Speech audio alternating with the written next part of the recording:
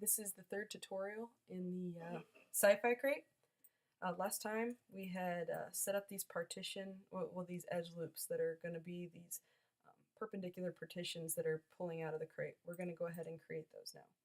So I'm going to go ahead and delete my history because my history is starting to pile up there in my channel box. And then I'm going to go in and start selecting some faces. Now you'll note that the move tool is a bit in the way. I'm going to press Q. Q is going to be my selection tool. That way I can select faces without having to worry about tools like rotate, scale, or move. So I'm going to just right click and click on faces. I'm going to click on this side face, shift, double click. So just like the edge loops, you can actually select consecutive faces or vertices. If you click on a face that you want to select and then the direction or the point where you want the selection to end. And as long as they're quads and not n-gons or tris, it should work just fine. So I've got these two sections selected. I'm going to spacebar and go into my front view. And I'm going to shift right click extrude face.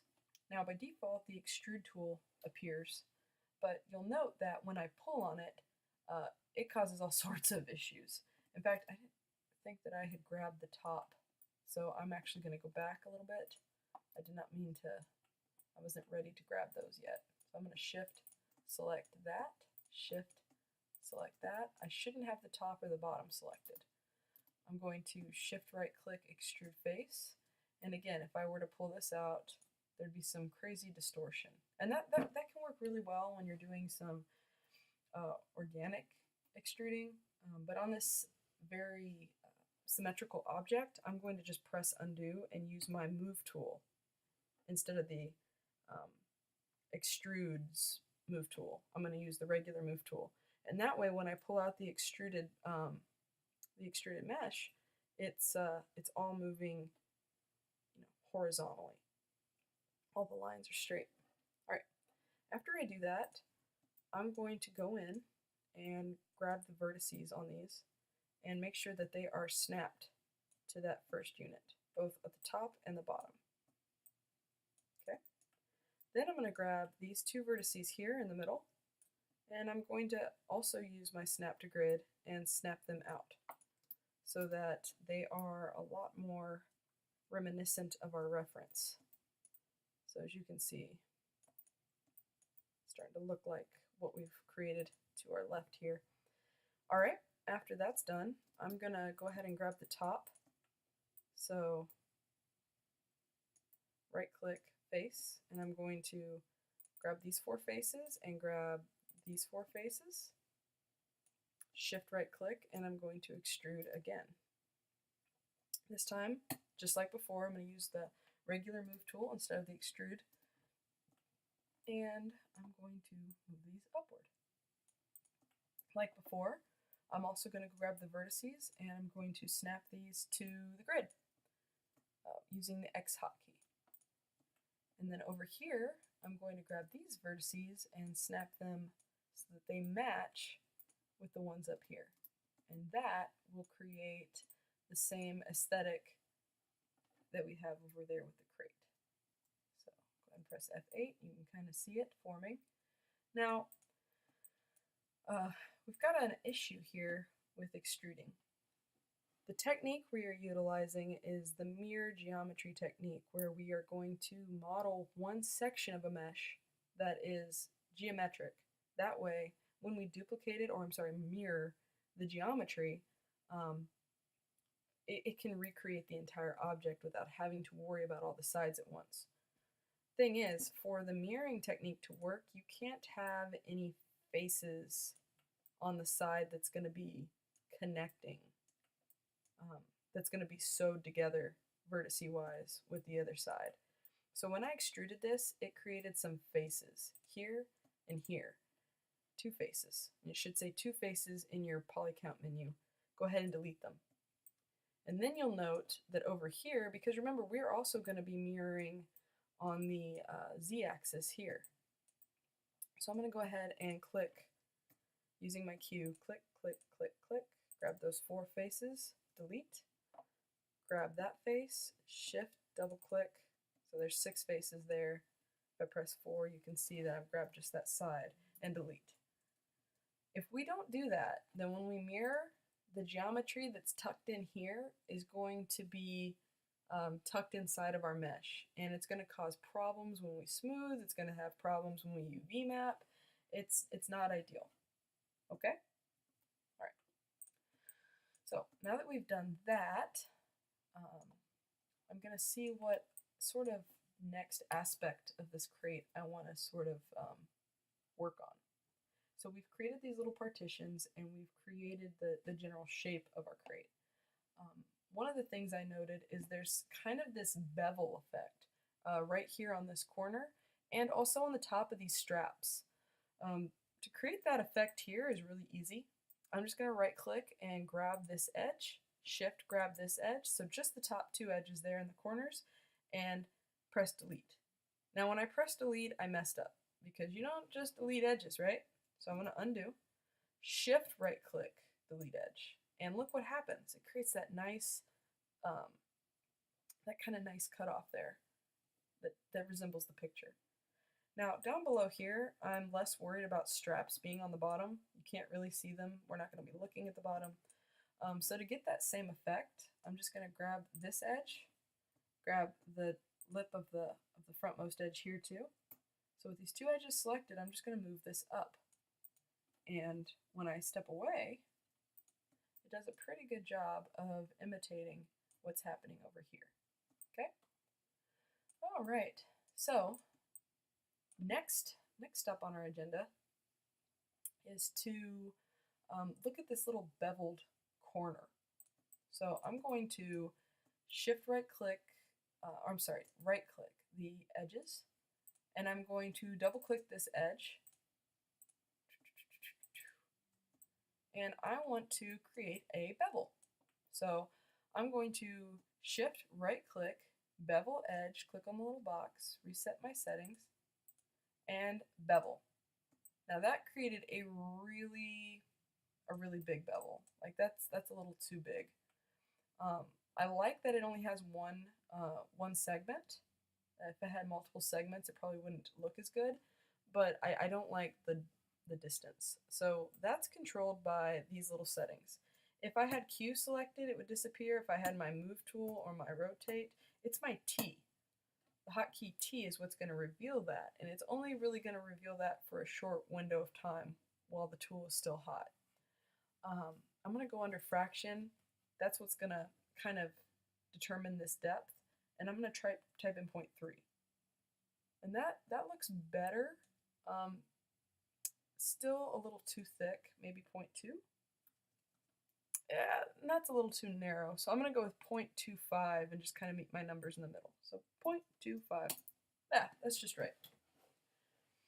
So now I have this fantastic looking box. I'm just about ready to start mirroring and fixing it so that I can move on and start adding detail and fencing the mesh so that it maintains its shape.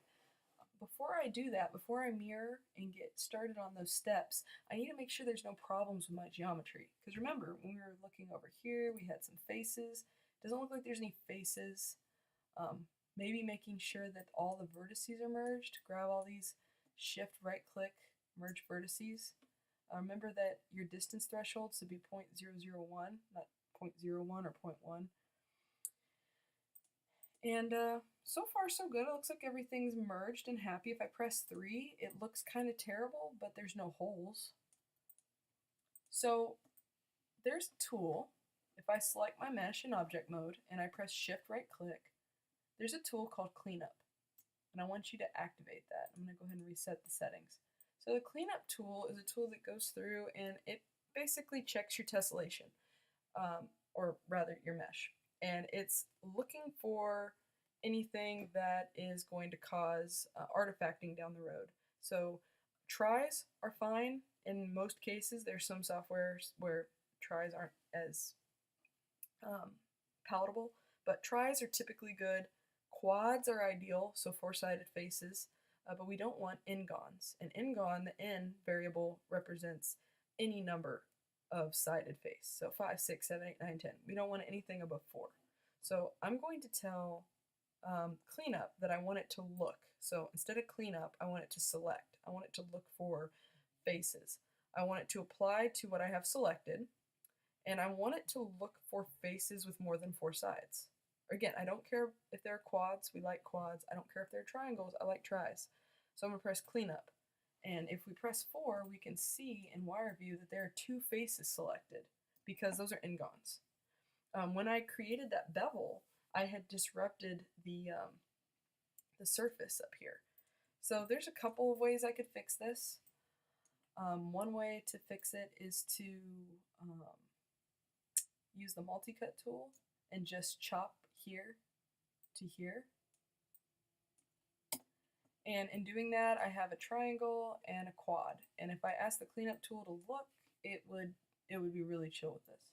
But I know after building this mesh before that that's going to ultimately lead to an issue while I'm fencing the mesh, while I'm adding extra edge loops that are going to help this mesh maintain its shape, because insert edge loop tool does not like triangles. It just doesn't. So I'm just going to undo this. And one thing I can do is grab this corner and then ask it to, that's a little messy. Let me try again. Control Z. Use the multi-cut tool to basically make a nice clean cut there from that corner down.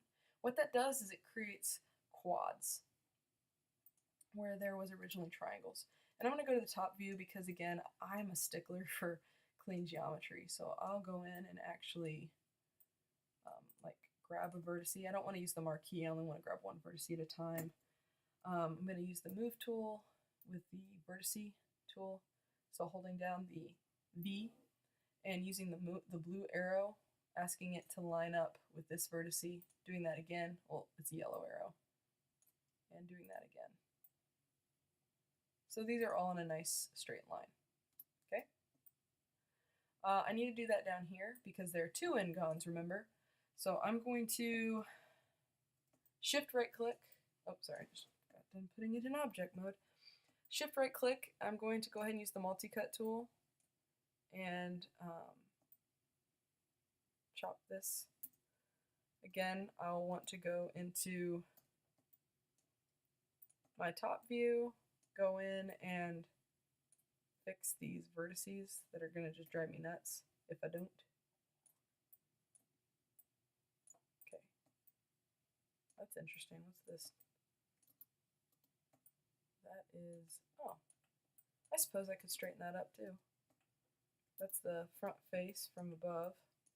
It doesn't really matter, but why not? There. Everything looks really sharp from the top now. Okay. So, I mean, what I did in that move, which I wasn't really clear, is I had grabbed, initially this was kind of crooked, moved in this way because of how I had grabbed that centerpiece and moved it in. So I just lined it up from the top view. If you follow that step or not, it doesn't really matter. It's just me being me. Alright, so I'm going to press F8. I'm going to go ahead over here under the Polygon tab, freeze my transformations, delete my history, yada yada yada. Now it's time that now that I have this nice bevel, now that I've got these partitions looking the way I want, I'm not worried about the handle or the little hinges yet. I'm only worried about getting the general gist of this mesh ready to go. And I think that we've accomplished that.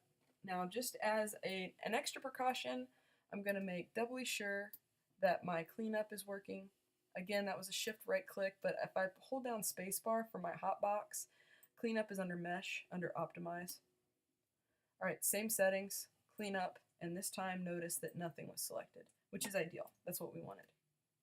Okay, again, making sure that there are no faces here and no faces here. We are ready to duplicate our mirror. Now, before we mirror, I'm going to press Control D, which duplicates my mesh, and I'm going to add it to a new layer by pushing this button over here, which is this little box with a blue circle. And I'll name that layer extra box corner, excuse me, and turn off the visibility. Okay, so if I look in my layers, ooh, not my layer, that's just my outliner is what I was going for. I have cube 1 and cube 2 is hidden in a layer. But that way, if something goes terribly awry, I can always go back to this, which will be nice. All right, now mirror time. So I think I have not saved since last I laid out the different sections. So I'm going to go to create 004, and I'll just say extruded, because that's what we did. We extruded the areas we lined out. And we are ready to go ahead and mirror this geometry. So what I'm going to do is I'm going to go spacebar, and I'm going to go to Mesh, Mirror. Now I can also go Shift, Right Click, Mirror, and press this little box. I'm going to reset the settings, and I'm going to tell you how I would prefer you to go about mirroring this. First, I'm going to turn off Cut Geometry. I don't want my geometry being fooled with. Then I'm going to go to Geometry Type and say Copy. I'm going to say I want the mirror axis to be the world. Why? Because if it was object, it would be kind of mirroring around my pivot point. The world works out fine in this instance because I'm sitting right here on the grid, so I can do a perfect mirror over these vertices. So I'm going to start by mirroring this side over the x-axis. See how there's the x-axis is pointing the same way that this is aligning? So that's how I know I want to mirror it over the x-axis. I click on the x-axis. Oftentimes what happens is it's going to ask me for the mirror direction. For some reason it's not. If it was, it would be x in the negative because the geometry is sitting on the x with the red line, which means it's sitting on x in the positive. So this would be negative. I don't know why it's not popping up. The next setting is your merge settings. I don't mind it being combined with the original, which is mesh, polygon, combine, or I'm sorry, if I want to combine, shift, right click, combine. But I don't want it to merge. The reason, and I don't, so do not merge borders and go ahead and mirror. The reason I did that is because whenever I merge vertices, if you merge vertices this way, so I'm going to go in here and I'm going to grab these vertices and I'm going to go ahead and merge them. Make sure that I've got that. Because remember, even though this is combined and this is all one mesh, if I go in and grab these vertices, you'll notice that they're not sewn together, okay? The reason that I like to merge the vertices as opposed to letting mirror geometry do it is so I can make sure that I can set my own distance threshold, so 001. So it gives me a little more control. All right, so I'm going to, with that done, press 3, make sure that those vertices really merged, and they did. I know it looks like a hot mess right now, but that's only because we haven't fenced off this mesh. All right, whoa, what on earth just happened? Did I crash Maya? Oh no, it just hid. Ha. Okay, I want to go ahead and hide this grid because I'm tired of looking at it. All right, now I'm going to shift right click and I'm going to mirror the geometry on the z-axis this time. Pew! And mirror, and there it is. And just like before, I'm going to go ahead and right click, grab my vertices, grab all of these, shift right click, and I'm going to merge these vertices. And we see it jumped from like 400 something to 396. And a couple ways to test to make sure that everything went well. First is by pressing 3. If you don't see any cuts in your geometry, again, it's not pretty because we need to do a lot of work to make it look pretty in smooth mode. But as long as you don't see any holes, you're in pretty good shape. Another great thing with the mirror geometry technique is by chopping this up, this edge loop that we used to chop it in both the Z and the X-axes, makes for a great litmus test to make sure that everything was merged correctly. What I mean by that is if I shift right click, or I'm sorry, just right click, and grab the edge and I double click it, If it creates a full edge loop around your area, that means that there is no disturbances in the geometry. So I can shift right click and delete that edge in confidence. I'm going to do the same thing here, double click. Did it grab the whole way around? It sure did. Perfect. That means there's no n-gons, there's no tries, it's just, and nothing was left out of the merge. So I'll shift right click, delete that edge. And there is our box in all of its boxy glory. Okay, so in the videos to come, we'll be doing little details like adding hinges, adding handles, yeah, laying out the UVs, so on and so forth. So, we will address those things. But until then, let's go ahead and save. So I'm going to go ahead and save this as 005 mirrored and save. I'll go ahead and freeze transformations, delete history, mirror or center pivot. I'll save it again after having done that.